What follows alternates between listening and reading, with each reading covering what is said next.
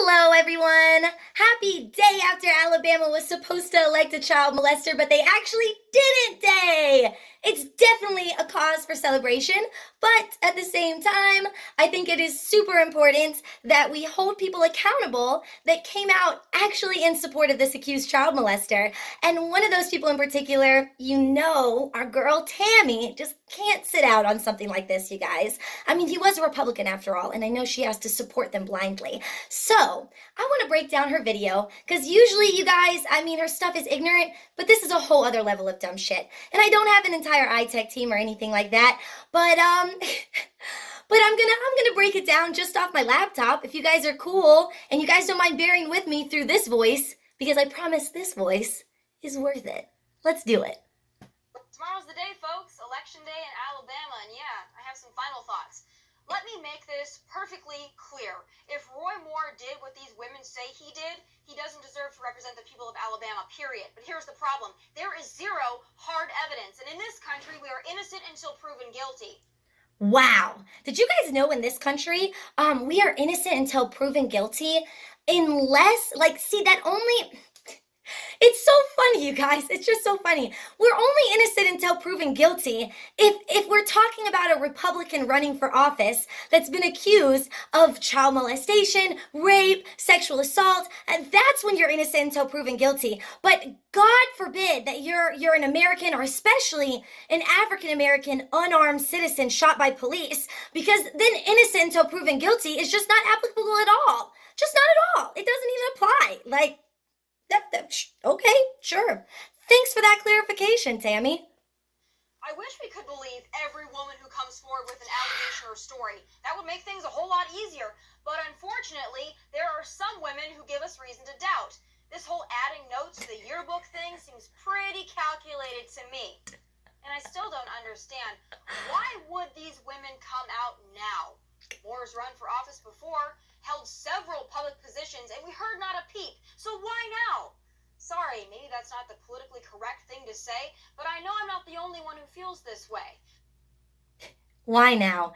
That's what I've been seeing a lot of, you guys.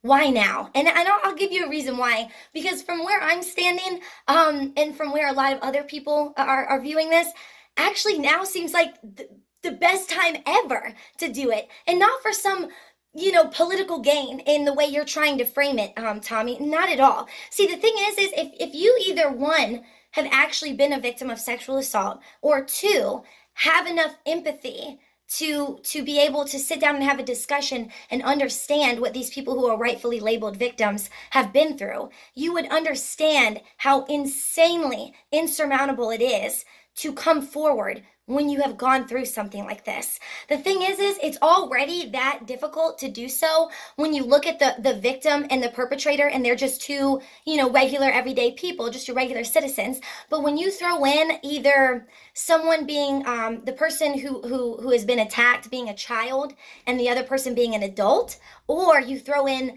the person who was being assaulted by someone with considerable power or influence. When you throw either of those factors into it, you make this situation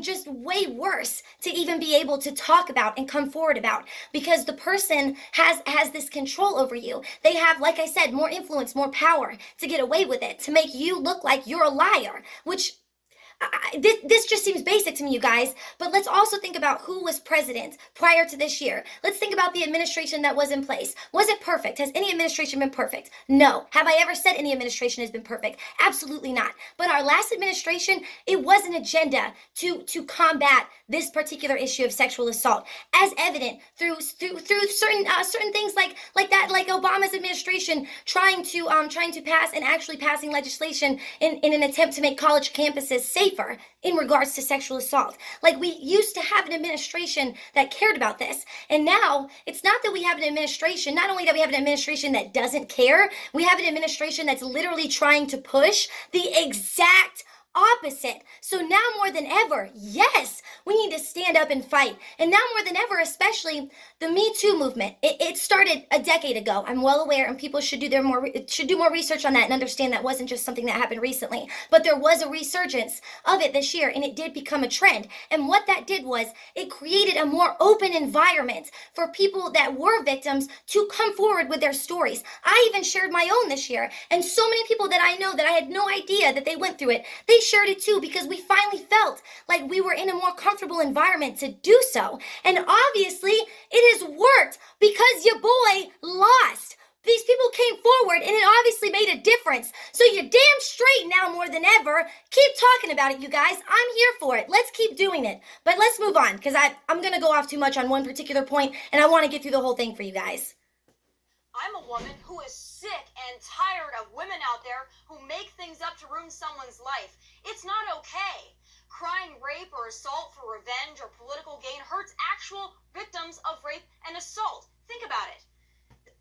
No, absolutely not. You're really going to sit here and push this propaganda, honestly, what it is, that false rape cases are tangible enough to seriously affect like actual rape cases? Absolutely not. You know what I will tell you? You know what I will tell you actually discredits victims of sexual assault and rape? You, Tammy, you do.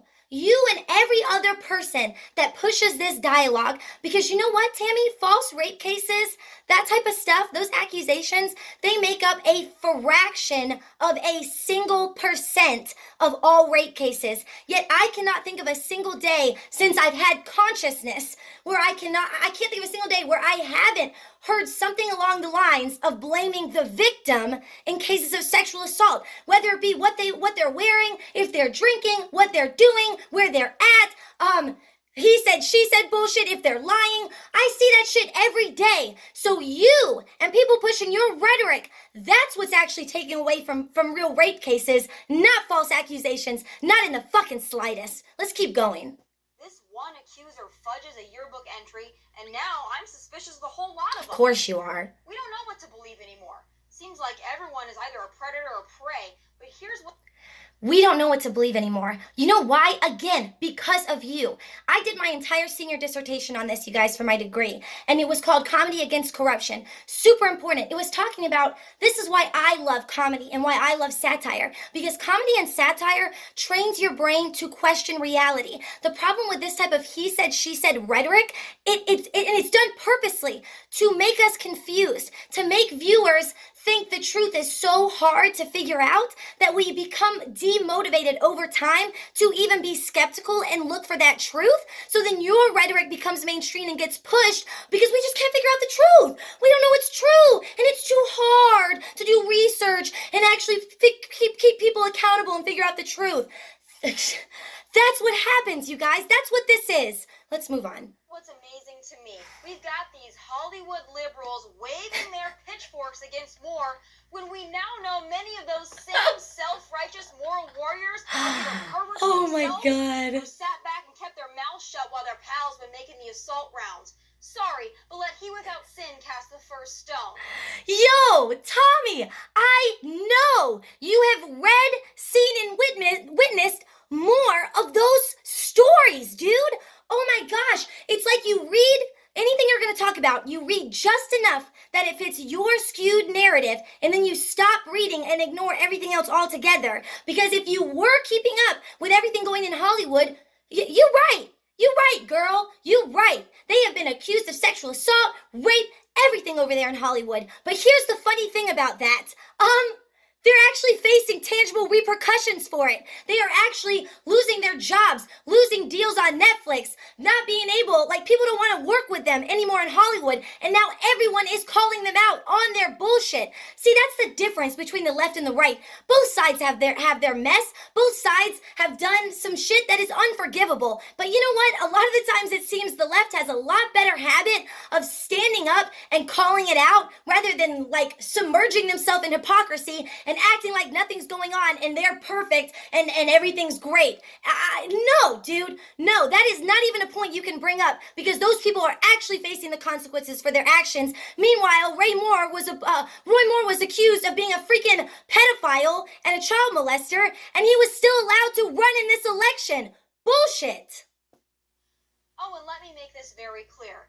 If the women of Alabama vote for Roy Moore, it's because they believe in Roy Moore's agenda, not because of internalized misogyny or cognitive patriarchy or self-hate or whatever BS explanation bitter feminists want to shove down our throats.